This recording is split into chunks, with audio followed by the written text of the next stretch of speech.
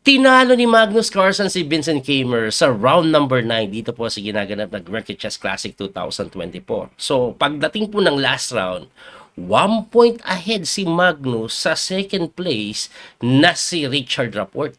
Ito ang pairing last round, interesting. Kalaban po ni Richard Rapport si Friedman last round. Yung pinakamababa rating, so malaki yung chance na talunin niya. Ito naman si Magnus, kalaban niya si MBL na for some reason, madalas po siyang silatin pag ang bakbakan pang pinali. No, maraming history na kung saan si MBL, lamang pa saan si Magnus, tinatalo niya si Magnus. Ngayon, last round sila, kailangan na lang ni Magnus ng tabla at makukuha niya na po yung titulo dito sa Grenky Chess. Ano ba ang nangyari? Panoorin po natin. So, nag-Knight F3 po. Si MBL, tinirahan ng Knight F6 ni Magnus. Nag-G3, tapos eto si Magnus, so B6 lang. Nag-Bishop G2, tumira ng Bishop B7, nag-B3, nag-G6 lang.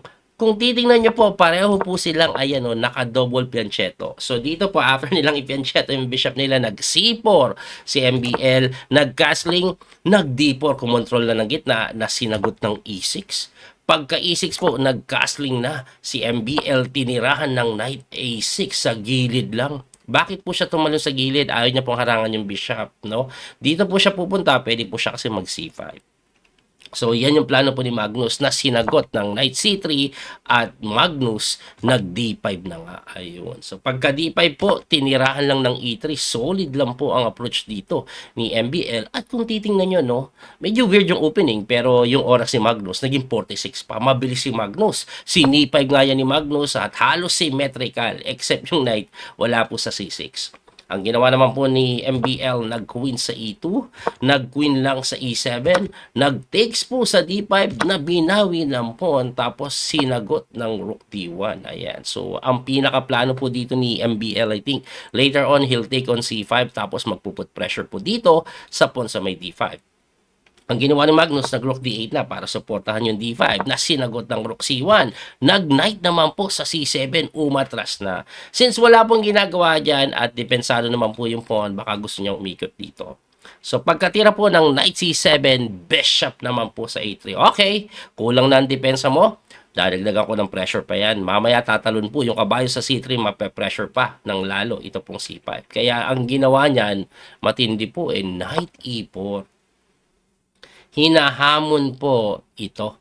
So, ang mangyayari, coach, teka lang di ba pagka takes, pawn takes ka, di ba nakahang ito? Yes, nakahang for the meantime, pero nakahang pa yung kabayo. So, kailangan gumalaw mo na knight dito. At pagka knight dito, tinirahan ng napakagandang tira ni Magnus, Bishop A6. At pagka Bishop A6, medyo kumurot pa. Lamang pa daw ng konti sa black. Anong meron?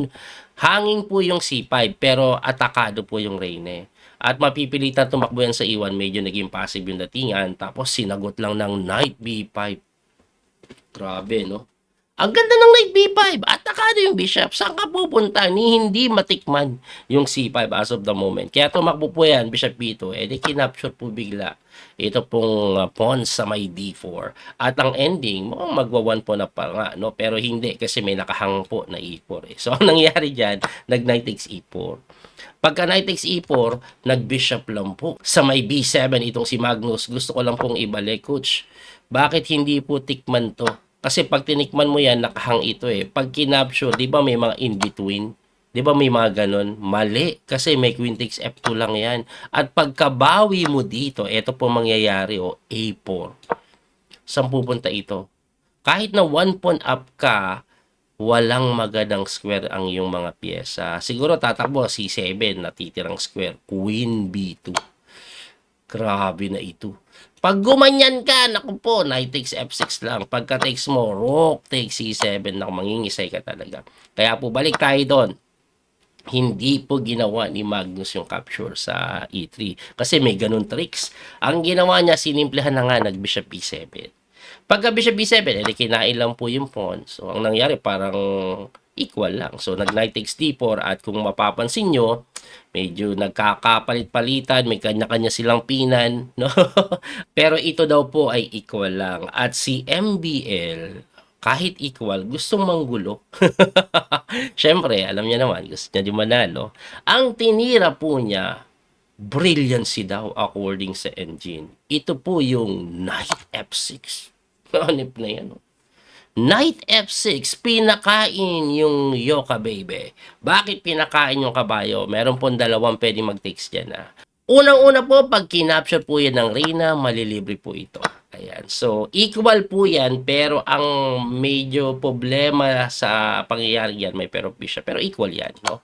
Anyway, hindi pinili ni Magnus yan. Ang pinili po ni Magnus, bishop takes f6. Anong meron? Queen takes e7, bishop takes e7, of course, babawi ka. And then, rook takes lang po sa may d4. Hindi po bishop takes kasi may check. Kaya kinain mo na yung kabayo, nag-rook takes d4, bishop takes d4, and then rook c8 lang. At mukhang nakikinit ako na kung ano ang kakahitnan. Kasi napalit po ang maraming pyesa. Ibig sabihin, pagka rook takes, bishop takes, sobrang equal na to. Same side yung pawn, parehong tigis ang bishop. At ang nangyari, eto na nga, tumira ng bishop, nag-king move, nag-f4, bishop c5, pinalit, nag-king moveman, activating the king. Ayan na po ang nangyayari. Pinalit pa yung pawn. At dito po, wala na, dahan-dahan pinalit, nauwi sa tabla.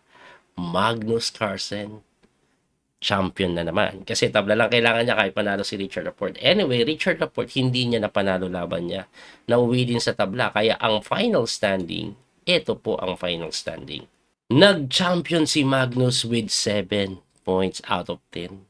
Si Richard Laporte, 6 points out of 10. MBL third with 5 points. Ngayon, ito po nangyari sa tatlo. Nag-tie sila with 4 points Si Ding Liren, si Daniel Friedman, saka si Vincent Keimer. Nag-tie sila.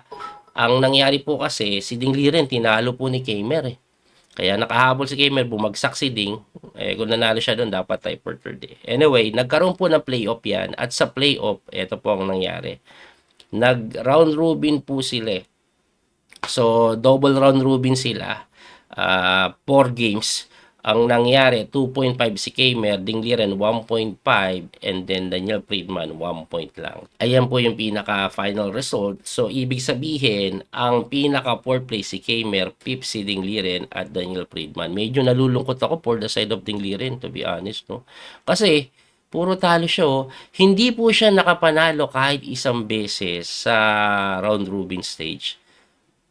Ayan, out of 10 games, ayan, tinalo pa nga siya 2 beses. Ang score niya out of 10 is 4 lang, hindi siya naka 50%. Tapos, tinalo pa siya ni Friedman at Keimer. Ang pinaka nag-iisang panalo niya, yung last game ng playoff kay Friedman.